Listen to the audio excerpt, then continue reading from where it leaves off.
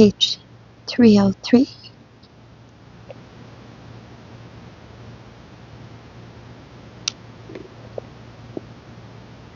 In the former Russia, the politicals and the Philistines were two opposite extremes in the population.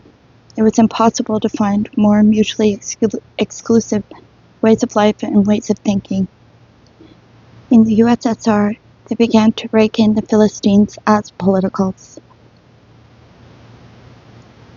And as a result, the politicals were equated with the Philistines.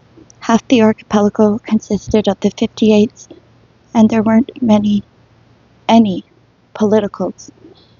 If there had been that many real politicals, the government would long since have been sitting on a different bench in the courtroom. Into this Article 58 were thrown all those for whom no criminal article had been chosen right off. It contained an unimaginable medley and motley. To put a person into 58 was the simplest of all methods of getting rid of him, to remove him quickly and forever. And in addition, just plain family members went into this classification, especially the CHS wives.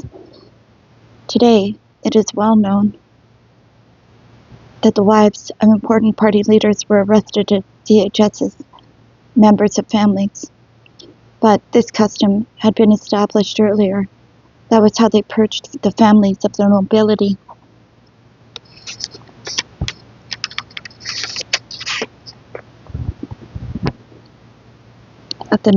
As well, and the families of prominent intellectuals and clerics, and even in the 50s, the historian K. received 25 years for committing ideological errors in his book, but shouldn't his wife get her sentence too? 10 years.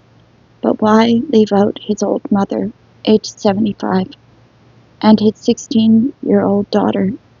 Both got sentences for failure to inform on him, and all four were sent off to different camps without the right to correspond with one another.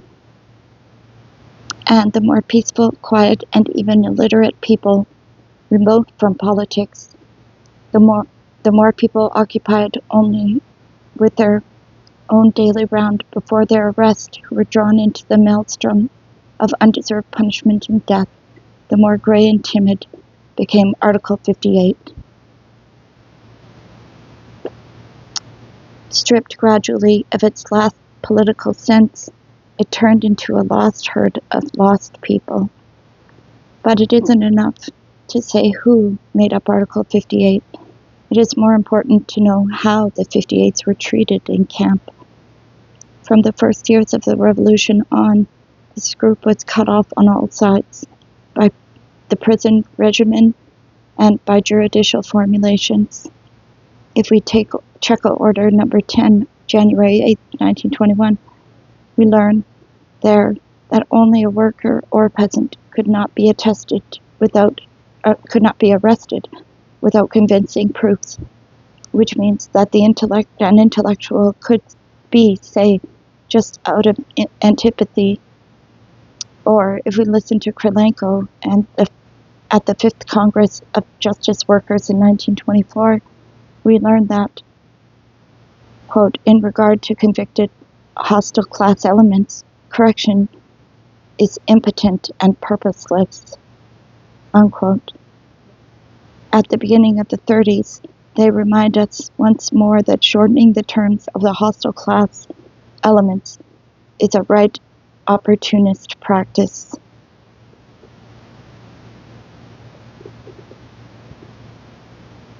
And it's also, quote, an opportunist directive that held that in prison all are equal, that from the moment of sentencing, the class struggle somehow ceases to exist, that the class enemy is beginning to be corrected, unquote. If we put all of that together, then here's what. You can be arrested for nothing, and it is purposeless to try to correct you. And in camp, We will put you in an oppressed position and finish you off there with class struggle. But how are we to understand that the class struggle continues even in camp? After all, it's true, isn't it, that all prisoners are sort of equal? But no, don't be in such a hurry. That's a bourgeois concept. The whole reason they deprived the politicals of the right to be held apart from the non-political criminals was so as to have criminals on their backs. This was devised too by people who had come to understand in Tsarist prisons the strength of possible political unity, of political protest, and its dangers for the regime. Yes, here is Averbakh, Johnny on the spot again, to explain to us, quote, the tactic of re-education is based on class differentiation. It's based on the strata friendliest to the proletariat, unquote. And who are these friendly prisoners? They are, quote, former workers, i.e. thieves, and they are the ones to be sicked on the 58s. Re-education is impossible without kindling political passions. And this is a literal quotation.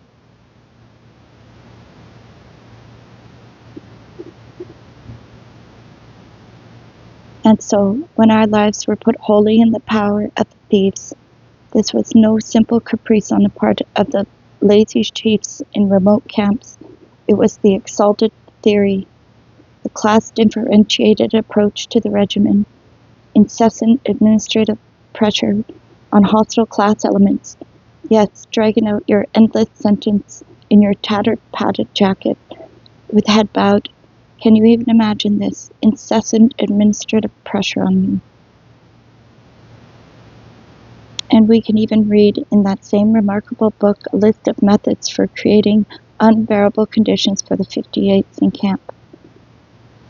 All you have to do, it says, is reduce the number of visits, parcels, correspondence, the right to complain, the right to move about within the camp, and it says you have to create separate brigades of the hostile class elements and put them in more difficult situations.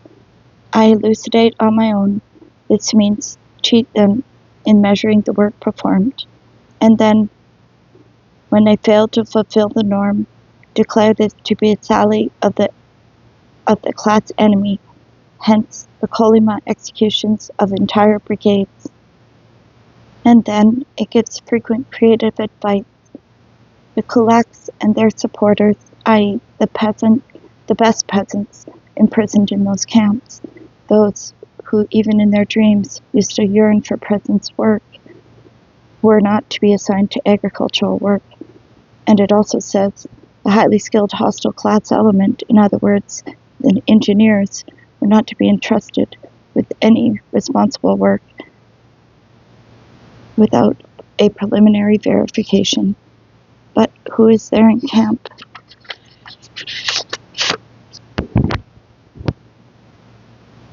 Sufficiently qualified to verify the engineers.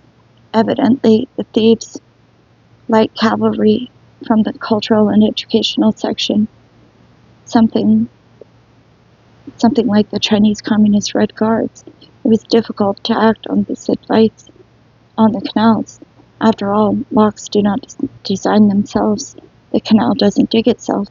So then Averbakh simply begged that the specialists spend their first 6 months in camp, at least on general work. That's all it took to die. In that case, presumably, through not living in a privileged intellectual bar at barracks, quote, they will experience the pressures of the collective. The counter-revolutionaries will see that the masses are against them and despise them, unquote.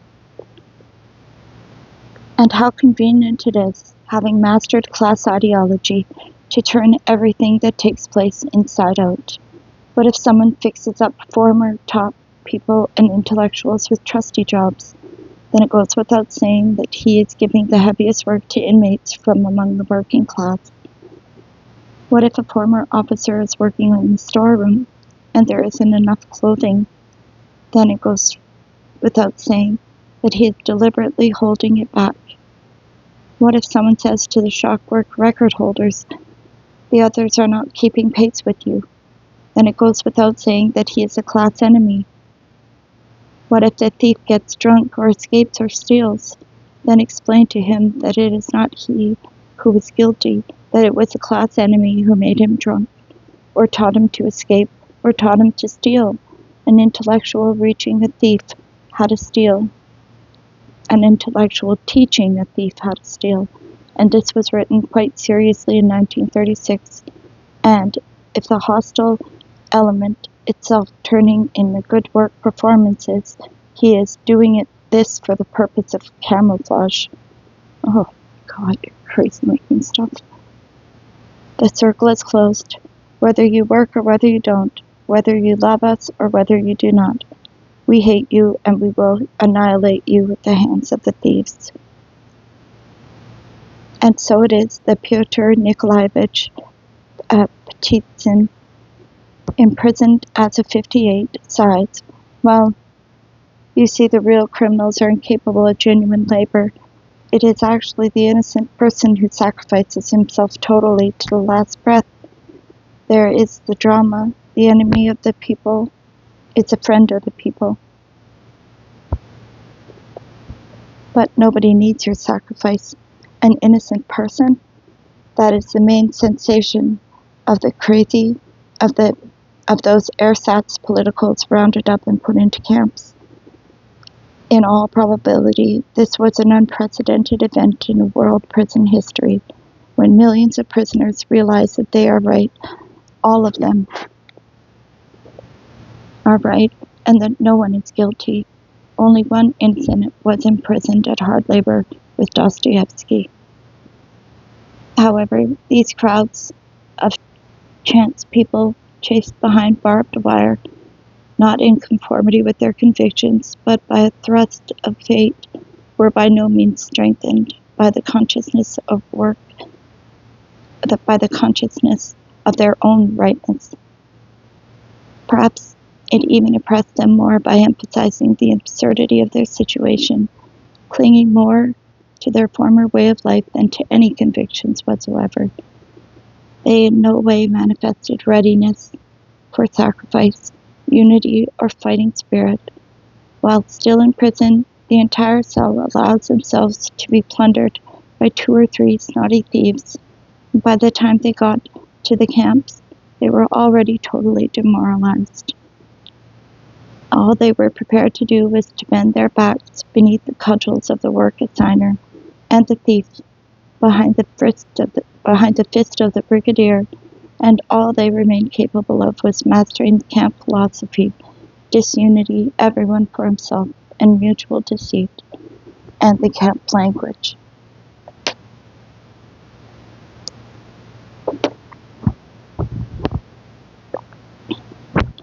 When she arrived in a general camp in 1938, Y. Ulitskaya looked on all those 58s with astonishment, with the eyes of a socialist who had known Slavki and the isolators.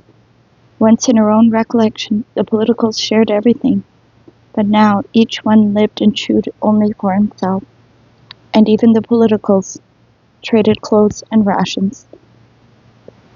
Political riffraff, that's what Anna Skripnikova called them. Back in 1952, she herself learned that lesson. She complained to the interrogator that her cellmates were being dragged by their hair by the Lubyanka prison chief. The interrogator laughed at her and asked, "Is he dragging you too?" "No, but my comrades." And he exclaimed in deadly earnestness, "Aha, how frightening it is that you protest. Drop all those useless airs of the Russian intelligentsia. They are out of date. Worry about yourself only. Otherwise, you are in for a hard time." And this is exactly the thief's principle. If they're not raking you in, then don't lie down and ask for it. The Lubyanka interrogator in 1925 already possessed the thief's philosophy. And so to the question, which sounds so outlandish to the educated public, can a political steal? We simply have to counter with astonishment. And why not? Is he capable of informing? What makes him any worse than the others? And when people naively protest to me about Ivan Denisovich,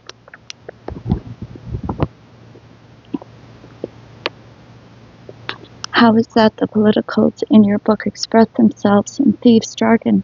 I have to reply. And what if there is no other language in the archipelago? Do you really expect political riffraff to counterpose a language of their own to that of the criminal riffraff? They drum into them day and night, and night and day. They drum into them day and night that they are criminals, and the most heinous of all criminals, and that those who are not criminals are not imprisoned in our country. They broke the back of the 58th, and they were no politicals. Having poured them into the pig's trough of the archipelago, they drove them to die at work and shouted into their ears the camp lie that each was an enemy of the other. The proverb says, when hunger takes hold, the voice will appear, but among us, among our natives, it did not, even from hunger.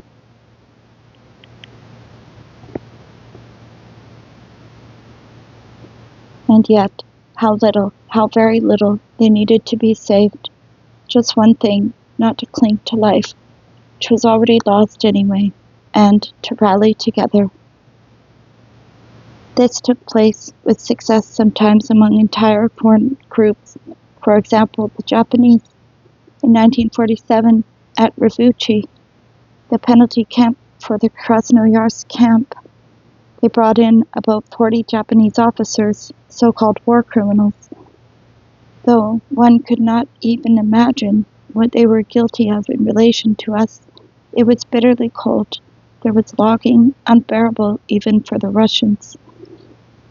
The Oritsalovka, the band of rejectors, swiftly stole the clothes from some of them and swiped the whole tray with their bread several times. The Japanese, in dismay, waited for the chiefs to intervene, but the chiefs, of course, paid no attention. Then their brigadier, Colonel Kondo, accompanied by 2 senior officers, went one evening to the Russian office of the camp chief and warned him, they knew Russian very well, that if the violence against them did not stop, 2 officers who had announced their desire to do so would commit harakiri at dawn the next morning. And this would be only the beginning. The chief of the camp, the blockhead Yegorov, the former political commissar of the regiment, immediately sensed that he could very easily come to a bad end because of this. For 2 days, the Japanese brigade had not taken out to work and was fed normally, and then taken off the penalty regimen. How little was required for struggle and victory, merely not to cling to life, a life that was in any case already lost. But our 58s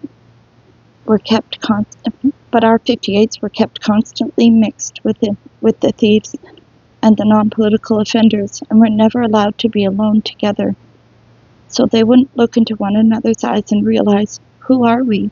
And those bright heads, hot tongues, and firm hearts, who might have become prison and camp leaders, had all on the basis of special notations in their files been culled out, gagged, and hidden away in special isolators and shot in cells.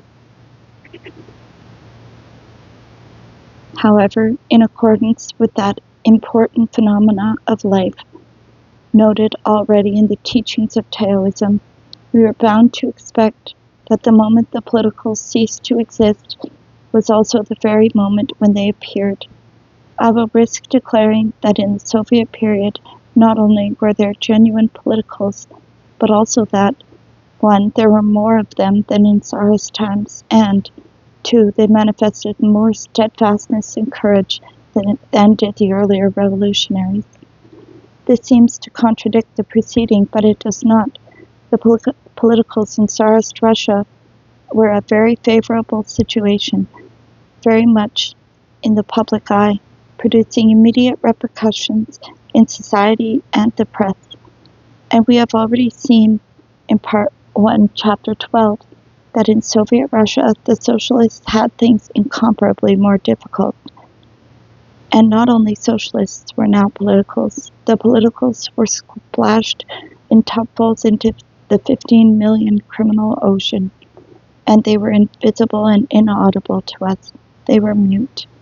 They were muter than all the rest. Their image was the fish symbol of early Christians, and the Christians were their principal contingent. Clumsy, semi-literate, unable to deliver speeches from the rostrum or compose an underground proclamation, with their fate made unnecessary anyway. They sent off to camp to face tortures and death, only so as not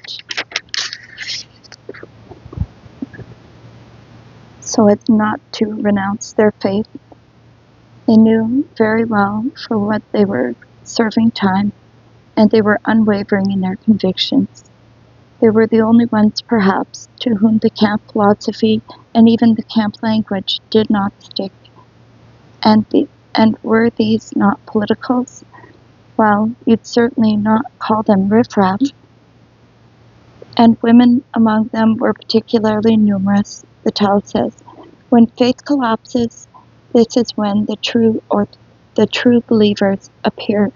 Because of our enlightenment, scoffing at Orthodox priests, the squalling of the communal members on Easter night, and the whistles of the thieves at transit prisons, we overlook the fact that the sinful Orthodox Church had nonetheless nurtured daughters worthy of first centuries of Christianity, sisters of those thrown to the lions in the arenas. There was a multitude of Christians, prisoner transports and graveyards. Who will count those millions? They died unknown, casting only in their immediate vicinity a light like a candle. They were the best of Russia's Christians. The worst had all trembled, recanted, and gone into hiding. Is this not more? Is this not more? Was there ever a time when Tsarist Russia had known that many politicals? Tsarist Russia could not even count them in the tens of thousands. But so cleanly, so unwitnessed was the strangling of our politicals, that it is only rarely the story of one or another surfaces for us. Archpriest Preobrazhensky, the face of a Tolstoy, a gray beard. Prison exile camp, the big solitaire. After being worn down in this way for many, many years, in 1943 he was summoned to the Lubyanka, and on the way there, the thieves stole his tall cylindrical priest's hat. It was proposed to him that he become a member of the synod. It would seem that after so many years he might have allowed himself some respite from prison, but no, he refused. It was not a pure synod, not a pure church, and back to camp. And what about Valentin Felixovich Voronezh-Yasenetsky, 1877 to 1961, Archbishop Luke, and author of the famous work Purulent Surgery? His biography will, of course, be compiled, and it is not for us to write about him here. The man abounded in talent. Before the Revolution, he had already successfully competed for entry in the Academy of Arts, but had left it in order to serve humanity better as a physician. In the hospitals of World War I, he emerged as an expert eye surgeon, and after the Revolution, he headed to a Tashkent clinic, extremely popular in all Central Asia. A smooth and untroubled career was spread out before him, like the paths trod by our highly successful contemporaries. But Voronezh-Yasenetsky sensed that his service was insufficient, and he put on the robes of a priest. He hung an icon in his operating room and delivered his lectures to his students wearing clerical robes and with a cross around his neck. 1921.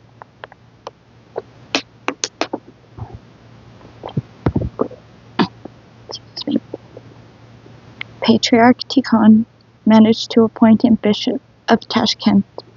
In the 20s, Fiona Vyazhenetsky was exiled to the Turkhansky region, but was then brought back thanks to the exertions of many. But his chair and his diocese had already been taken. He had a private practice, the sign on his door reading Bishop Luke, and masses of the sick poured in to see him. The leather coats, too, in secret, and he gave what he did not need of his money to the poor. It is worth noting how they got rid of him.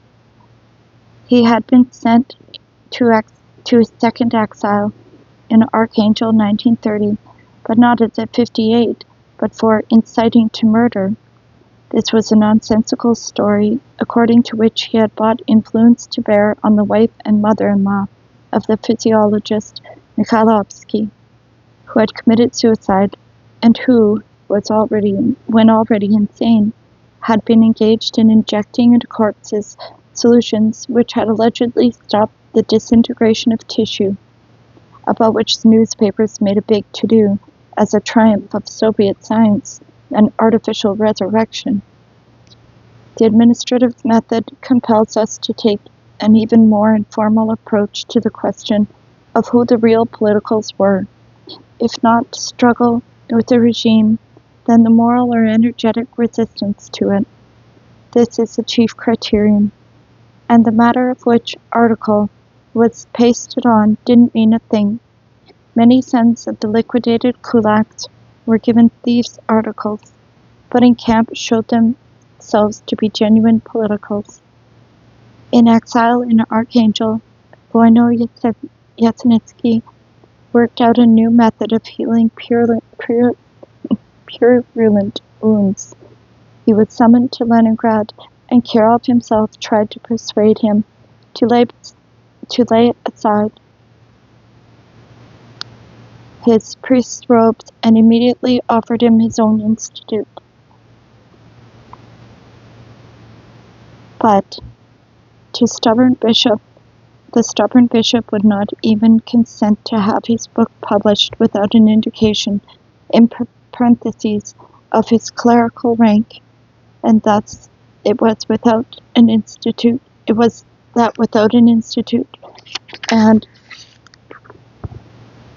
and without his book, he completed his exile in 1933, returned to Tashkent, and there was sentenced to a third term of exile in the Krasnoyarsk region. From the beginning of the war, he worked in Siberian hospitals where he applied his technique of healing purulent wounds, and this led him to a Stalin Prize, and he only agreed to accept it dressed in his full bishop's regalia.